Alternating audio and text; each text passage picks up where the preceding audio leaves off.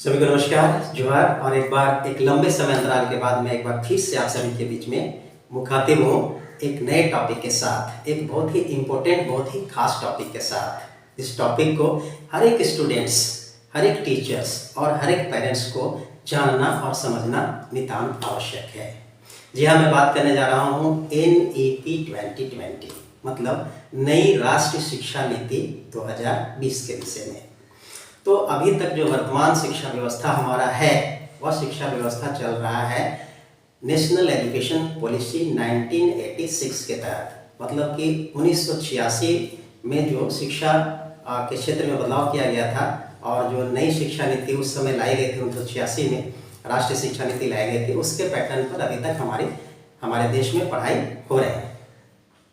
आपको जानकारी होना चाहिए कि हमारे देश में आफ्टर इंडिपेंडेंस, इस देश में पहली जो राष्ट्रीय शिक्षा नीति लाई गई थी 1968 में, 1968 में, दूसरी बार 1986 में, और अब ऑलमोस्ट लगभग 34 साल के बाद एक नई राष्ट्रीय शिक्षा नीति हमारे भारत सरकार ने लाई है। और उस नई राष्ट्रीय शिक्षा नीति को ही हम लोग कहते हैं NEP 2020। आइए देखते हैं कि किस प्रकार से हमारे देश में अब शिक्षा का वातावरण बदल जाएंगे और शिक्षा के क्षेत्र में किस प्रकार के बदलाव देखने को मिलेंगे। तो अभी का जो वर्तमान समय में जो शिक्षा व्यवस्था चल रहा है, जैसा कि मैंने पहले बताया, 1986 के पैटर्न पर चल रहा है। और 1986 का पैटर्न था 10+2 स्कूलिंग का। तो 10+2 जो पैटर्न था उसके अंतर्गत क्या होता था कि बच्चे पहले आंगनबाड़ी में जाते थे, उसके बाद क्लास 1 में एडमिशन होता था और उसके बाद क्लास 1 से लेकर के क्लास 10 तक पढ़ाई करने के बाद मैट्रिक बोर्ड का एग्ज़ाम होता था। और उसके बाद मैट्रिक करने के बाद लोग इंटरमीडिएट में जाते थे। इंटरमीडिएट में चाहे साइंस ले, चाहे आर्ट्स ले, चाहे कॉमर्स ले, ये 3 विकल्प उनके पास होता था। कुछ बच्चों के लिए इधर टेक्निकल क्षेत्र में भी ऑप्शन उपलब्ध थे, तो टेक्निकल क्षेत्र में जाते थे तो कोई ITI कर लेते थे, कोई पॉलिटेक्निक कर सकते थे। इंटरमीडिएट के बाद 3 साल का ग्रेजुएशन का स्नातक का कोर्स होता था। इसमें 3 साल लगातार जो कंप्लीट करते थे उन्हें स्नातक की डिग्री मिलती थी। और स्नातक में ऑनर्स पेपर होता था, एक प्रतिष्ठा का विषय होता था। स्नातक करने के बाद पोस्ट ग्रेजुएशन करते थे, यानी कि स्नातकोत्तर की शिक्षा लेते थे। स्नातकोत्तर की शिक्षा लेने के बाद MPhil कर सकते थे, PhD कर सकते थे। तो इस प्रकार की शिक्षा व्यवस्था हमारे अभी वर्तमान में लागू है। लेकिन जैसे ही NEP 2020 इस देश के हर एक राज्यों में लागू कर दिया जाएगा तो शिक्षा के क्षेत्र में और इस पैटर्न में व्यापक बदलाव देखने को मिलेंगे। इसके लिए सभी को तैयार रहने की आवश्यकता है। क्या क्या बदलाव होने जा रहा है, चलिए शॉर्ट में हम लोग इसको देखते हैं। अब जो है नई शिक्षा नीति 2020 के अंतर्गत ये 10+2 जो पैटर्न था उसको रिप्लेस करने जा रहा है 5+3+3+4। शॉर्ट में इसको 53-34 भी कर सकते हैं। इस पैटर्न में क्या होगा, इस पैटर्न में जो पहला 5 है, पहला जो 5 है वो 5 साल को बताता है। यानी कि पहला फेज में बच्चे 5 साल तक पढ़ेंगे। नेक्स्ट फेज में, दूसरा फेज में बच्चे 3 साल तक पढ़ेंगे। फिर नेक्स्ट फेज यानी फिर अगला 3 साल, फिर थर्ड फेज में पढ़ेंगे और फोर्थ फेज में उनका स्कूलिंग समाप्त होगा 4 साल के साथ। यानी कि 5 साल, फिर 3 साल, फिर 3 साल और फिर 4 साल। तो इसमें किस प्रकार की व्यवस्था की गई है उसको भी हम लोग शॉर्ट में समझ लेते हैं। जो पहला 5 है उसमें उसको 2 भागों में बांटा गया है। तो पहला भाग है बाल वाटिका, या हम लोग प्री नर्सरी कह सकते हैं या नर्सरी क्लास कह सकते हैं। तो पहला भाग है बाल वाटिका। तो उस बाल वाटिका में बच्चे क्या करेंगे, बिल्कुल खेल कूद के माध्यम से और गीत संगीत के माध्यम से और विभिन्न प्रकार के एक्टिविटीज़ के माध्यम से बच्चे पढ़ाई करेंगे। और इसके लिए टीचर्स लोग भी उपलब्ध कराए जाएंगे। स्कूल्स में बहुत सारे इससे रिलेटेड TLMs, विभिन्न प्रकार के मॉडल्स और विभिन्न प्रकार के गैजेट्स की व्यवस्था की जाएगी, ताकि बच्चे इस अवस्था में खेल के माध्यम से और बिल्कुल नेचुरल वे में, मतलब कि घरेलू माहौल में बच्चे पढ़ाई कर सके। और इसमें पढ़ाया नहीं जाएगा, कोई किताब कॉपी नहीं चलेगा, सिर्फ बच्चों को हैबिट डलवाया जाएगा स्कूल के लिए। और कोशिश किया जाएगा कि बच्चों को स्कूल का फील बिल्कुल ना हो, वे एकदम मतलब कि घरेलू माहौल में, एक सुंदर माहौल में बच्चे लगातार 3 साल तक वहाँ पर सीखेंगे। 3 साल कंप्लीट करने के बाद बच्चे को एडमिशन पहला क्लास में करवाया जाएगा और अगले 2 साल तक पहला और दूसरा क्लास की ये एजुकेशन लेंगे। इसके विषय में वे जानकारी हासिल करेंगे, पढ़ाया जाएगा।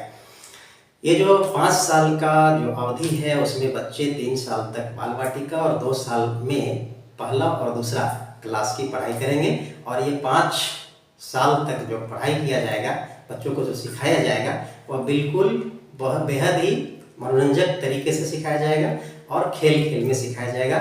और यहाँ पर कोई एग्जामिनेशन नहीं होगा, एग्जामिनेशन फ्री होगा। और एग्जामिनेशन भी होगा तो बच्चों को लगेगा नहीं कि मेरा परीक्षा लिया जा रहा है। अब बात करते हैं अगला 3 साल का। तो जैसे बच्चे फर्स्ट फेज कंप्लीट करते हैं, यानी 5 साल इधर पहला और दूसरा तक अगर पढ़ाई कर लेते हैं, तब नेक्स्ट स्टेज में जाएंगे और नेक्स्ट फेज होता है 3 साल का। इन 3 सालों में बच्चे तीसरा, चौथा और 5वां ये 3 क्लास की पढ़ाई करेंगे। और ये भी तीसरा, चौथा और 5वां क्लास की जो पढ़ाई होगी वो कम्प्लीटली उनके लोकल भाषा में, क्षेत्रीय भाषा में, जो माता पिता बोलते हैं मातृभाषा में इनको सिखाया जाएगा। और यह भी काफ़ी मनोरंजक वे में और TLM के माध्यम से और एक्टिविटीज़ के माध्यम से बच्चों को सिखाया जाएगा। अब बात करते हैं नेक्स्ट फेज का, यानी कि अगला 3 साल। तो अगले 3 साल में अभी तक बच्चे आपका 5 क्लास तक पढ़ लिए। अगले 3 साल में बच्चों को 6ठा, 7वां और 8वां ये 3 साल में 6, 7 एंड 8 की एजुकेशन दी जाएगी।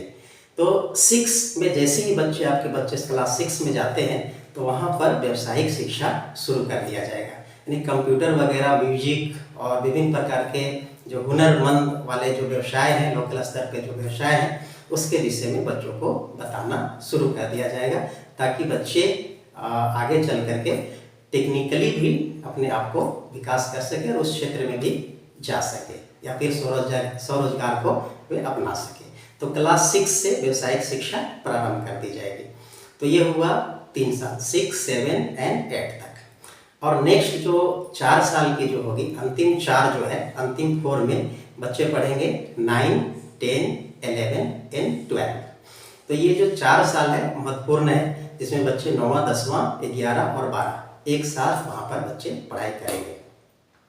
इस दौरान बच्चे जो है, अब इस दौरान मैट्रिक बोर्ड, जो 10वीं क्लास का मैट्रिक बोर्ड था, उसको बहुत ही आसान कर दिया जाएगा।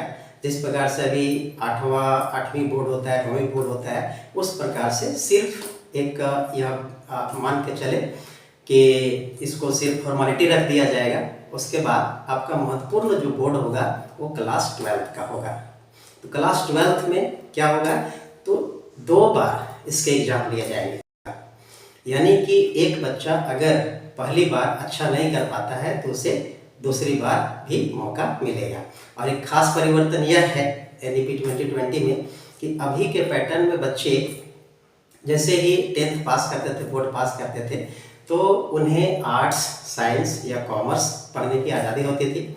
अब वो आर्ट्स, साइंस, कॉमर्स जो है समाप्त कर दिया गया है। अब की नई शिक्षा नीति में ये आर्ट्स, साइंस, कॉमर्स जैसे कोई स्ट्रीम नहीं होगा। बच्चे इस अवधि में कोई भी विषय को पढ़ सकते हैं जो उनको अच्छा लगता है। अगर मैथ्स अच्छा लगता है, उसके साथ हिस्ट्री अच्छा लगता है, ज्योग्राफी अच्छा लगता है, इकोनॉमिक्स, कोई भी सब्जेक्ट, यानी साइंस, आर्ट्स के कोई भी सब्जेक्ट को मिक्स करके बच्चे पढ़ सकते हैं। ये है NEP 2020 इंटरमीडिएट लेवल का महत्वपूर्ण बदलाव। उसके बाद इंटरमीडिएट के बाद बच्चे under graduate course, UG course के लिए आगे पढ़ाई करेंगे। तो अब स्नातक की जो पढ़ाई होगी वह कुल मिलाकर के 3 या 4 साल की होगी। अभी भी 3 साल की होती है, लेकिन अभी के वर्तमान शिक्षा व्यवस्था में स्नातक में एक प्रतिष्ठा विषय लेकर के पढ़ना पड़ता था। तो अब जो न्यू एजुकेशन पॉलिसी है, इसमें प्रतिष्ठा के विषय को समाप्त कर दिया गया है। और इसमें एक बहुत ही खास बदलाव किया गया है, वह यह कि अब बच्चे जैसे इंटरमीडिएट के बाद ग्रेजुएशन यानी स्नातक कोर्स में एडमिशन लेते हैं, अगर वे लगातार 1 साल तक पढ़ते हैं, पढ़ के एग्ज़ाम देते हैं, एग्ज़ाम पास करते हैं, तो उन्हें पहला साल में एक सर्टिफिकेट दिया जाएगा। अगर किसी कारणवश अगर बच्चे पढ़ाई छोड़ना चाहते हैं तो वे छोड़ सकते हैं। और भविष्य में कभी भी मन करे तो फिर अगला जो दूसरा साल का कोर्स है उसको भी पढ़ने के लिए स्वतंत्र हैं, वे एडमिशन ले सकते हैं और दूसरे साल का भी कोर्स पूरा कर सकते हैं। अगर बच्चे दूसरे साल का भी कोर्स कंप्लीट कर लेते हैं तो उन्हें मिलेगा 2 वर्ष का डिप्लोमा का सर्टिफिकेट।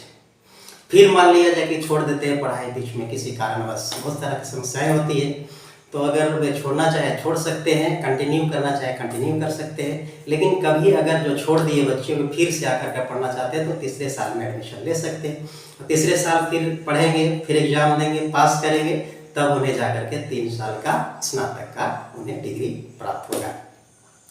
अब बच्चे अगर चाहें कि अगला 1 साल और पढ़ें तो जैसे 1 साल और पढ़ेंगे तो उन्हें रिसर्च का यानी शोध का डिग्री उनको दिया जाएगा। तो इस प्रकार से हमारा शिक्षा का पैटर्न चेंज हो रहा है। अब अगर चाहेंगे कि ये 4 साल कंप्लीट करने के बाद जो इंटीग्रेटेड कोर्स है ग्रेजुएशन का, तो 4 साल कंप्लीट करने के बाद अगर बच्चे चाहेंगे कि हमको एमए करना है तो मात्र एमए करने में मात्र 1 साल लगेगा। जो बच्चे 4 साल तक मतलब ग्रेजुएशन और शोध कर चुके हैं, अगला 1 साल अगर और पढ़ते हैं तो उनके पास एमए की डिग्री उनके हाथ में होगा। एमए के बाद आप और क्षेत्र में जा सकते हैं। यहाँ पर खास बात यह है कि एमफिल की जो डिग्री है उसको समाप्त कर दिया गया है। अब बच्चे एमफिल नहीं कर सकते हैं। तो इस प्रकार से बच्चे आप इंटीग्रेटेड ग्रेजुएट मास्टर कोर्स में एडमिशन लेकर के डायरेक्ट 1 साल में एमए का सर्टिफिकेट प्राप्त कर सकते हैं। यहाँ पर एक और परिवर्तन किया गया है।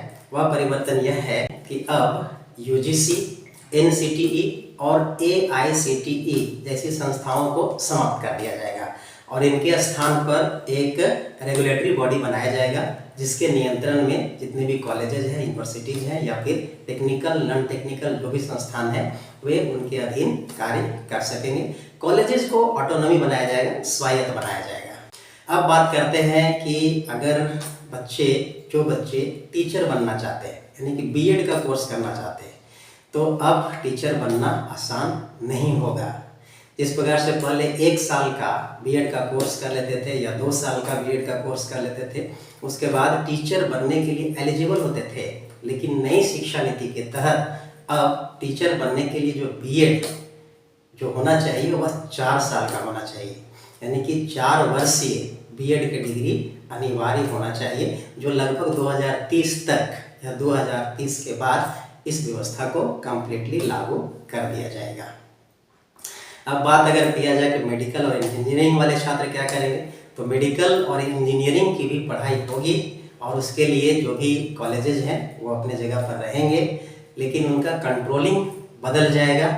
और मेडिकल जो करना चाहते हैं, जो डॉक्टर बनना चाहते हैं, अब जो भी डॉक्टर बनना चाहते हैं वैसे छात्र जो हैं उनको एलोपैथी के अलावा होम्योपैथी, नेचुरोपैथी, योग और यूनानी जो पद्धतियां हैं चिकित्सा का, उसकी भी बेसिक जानकारी उनको रखना पड़ेगा, अर्थात ये विषय भी उनको पढ़ने पड़ेंगे। इसी प्रकार से इंजीनियरिंग कोर्स करने वाले बच्चे किसी एक ट्रेड में स्पेशलिस्ट होते थे, अब वो चीज़ नहीं होगा। अब जो इंजीनियर बनना चाहते हैं उनको बहुविषयक पढ़ना पड़ेगा, विभिन्न प्रकार के ट्रेड्स की उनके पास भी बेसिक जानकारी होनी चाहिए। चलते चलते इस बात को भी समझना बेहद जरूरी है कि एनईपी 2020 में जितने बच्चे हैं कुल छात्रों का 50% छात्रों को कौशल आधारित शिक्षा देने का लक्ष्य है। उन्हें स्वरोजगार की तरफ जोड़ा जाएगा, उन्हें व्यावसायिक शिक्षा दिया जाएगा ताकि वे आने वाले भारत के विभिन्न प्रकार के चुनौतियों का सामना बेहद ही आसान तरीका से कर सके और स्वरोजगार की तरफ अपने आप को मोड़ सके। और एक विशेष बात यह भी है कि अब जो किताब कॉपी है वो पुरानी बातें हो सकती हैं, क्योंकि अब ऑनलाइन लर्निंग को प्रमुखता दिया जा रहा है और ऑनलाइन लर्निंग पर इस एनईपी 2020 में सरकार की विशेष फोकस है।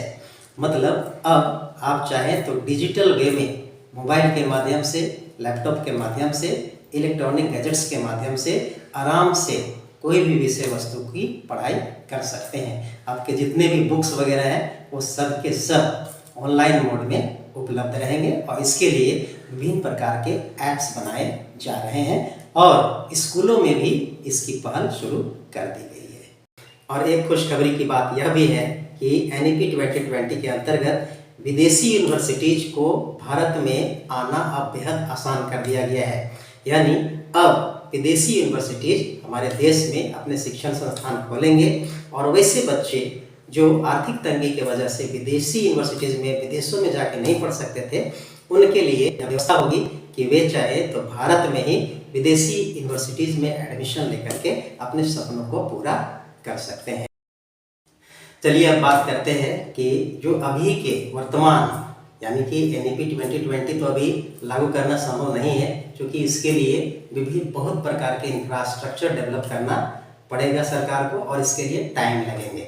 तो अभी वर्तमान में जो हमारी पहली जो शिक्षा नीति 1986 वाली वो लागू है। इसके अंतर्गत बच्चे जिस प्रकार से पढ़ाई करते हैं उस प्रकार से अपना पढ़ाई को कंटिन्यू रख सकते हैं।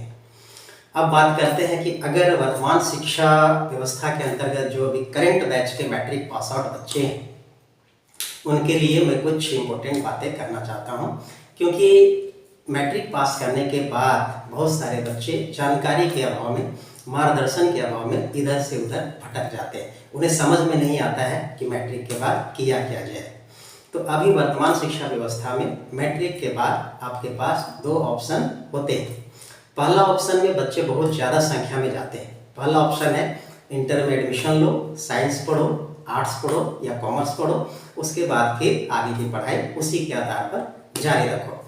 दूसरा ऑप्शन जो है उसके तरफ मूवमेंट बहुत ही कम होता है, शायद जानकारी का अभाव है या पता नहीं क्यों। तो दूसरा जो ऑप्शन है वह है टेक्निकल के फील्ड में। टेक्निकल के फील्ड में आपको दो प्लेटफॉर्म्स मिलते हैं, पहला ITI और दूसरा पॉलिटेक्निक। ये दोनों प्रकार के परीक्षाएं, दोनों प्रकार के इंस्टीट्यूट में एडमिशन के लिए आपको प्रवेश परीक्षा एंट्रेंस एग्जाम से होकर गुजरना पड़ता है।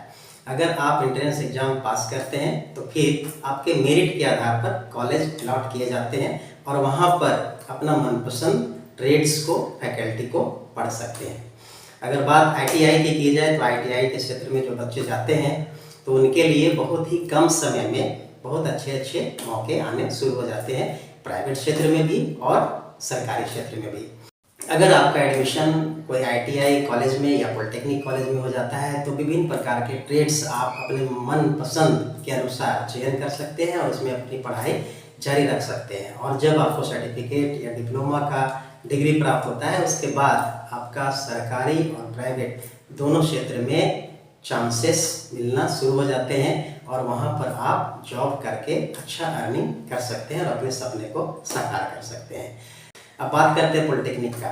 ये जो ITI जो है वो 2 साल का कोर्स होता है, पॉलिटेक्निक 3 साल का कोर्स होता है। उसका भी एंट्रेंस एग्जाम, जैसा कि मैंने पहले बताया, एंट्रेंस एग्जाम पास करते हैं उसके बाद आपको कॉलेज अलॉट किए जाते हैं मेरिट के अनुसार, और जिस कॉलेज में आपका एडमिशन होता है वहाँ पर विभिन्न प्रकार के ट्रेड्स चुनने के लिए आप स्वतंत्र होते हैं। अगर पॉलिटेक्निक करते हैं तो आपका बहुत ही इम्पोर्टेंट और बहुत ही इन डिमांड, बहुत ही लोकप्रिय ट्रेड्स हैं जिसको आप पढ़ करके बहुत ही कम समय में अपने सपनों को साकार कर सकते हैं, अपने ज़िंदगी को बदल सकते हैं। प्राइवेट क्षेत्र में भी, गवर्नमेंट क्षेत्र में भी विभिन्न प्रकार की वैकेंसियाँ आती हैं जिसमें आप बहुत ही आसानी से जा सकते हैं। तो अगर पॉलिटेक्निक करेंगे तो पॉलिटेक्निक में ऑलमोस्ट वही ट्रेड्स से हैं जो कि ITI में है। अंतर सिर्फ यह है कि यह 3 साल का कोर्स है और इसमें आप इलेक्ट्रिकल्स पढ़ सकते हैं, इलेक्ट्रॉनिक्स पढ़ सकते हैं, मैकेनिकल पढ़ सकते हैं, ऑटोमोबाइल पढ़ सकते हैं या फिर कंप्यूटर साइंस पढ़ सकते हैं, फिर माइनिंग पढ़ सकते हैं। तो ये सब ट्रेड्स आपके लिए उपलब्ध होते हैं और इन ट्रेड्स में अगर आप पढ़ाई कर लेते हैं, पूरा कर लेते हैं तो फिर आगे का सफ़र आपका बेहद आसान हो जाएगा। तो ये हुआ आपका इंटरमीडिएट तक की, जैसे कि ITI अगर 2 साल कर लेते हैं तो फिर आपका यह जो सर्टिफिकेट होगा वो इंटरमीडिएट के इक्विवेलेंट होगा। और ITI या पॉलिटेक्निक करने के बाद ऐसी बात नहीं है, आगे की पढ़ाई आपके लिए संभव नहीं है। आगे आप इस क्षेत्र में ग्रेजुएशन मतलब कि स्नातक का कोर्स कर सकते हैं, बहुत आगे तक आप जा सकते हैं, जिसको मैं नेक्स्ट वीडियो में आपको बताऊंगा कि ITI और पॉलिटेक्निक करने वाले जो बच्चे हैं वे आगे की पढ़ाई किस क्षेत्र में कर सकते हैं। तब तक के लिए नमस्कार, धन्यवाद, जय हिंद, जोहार।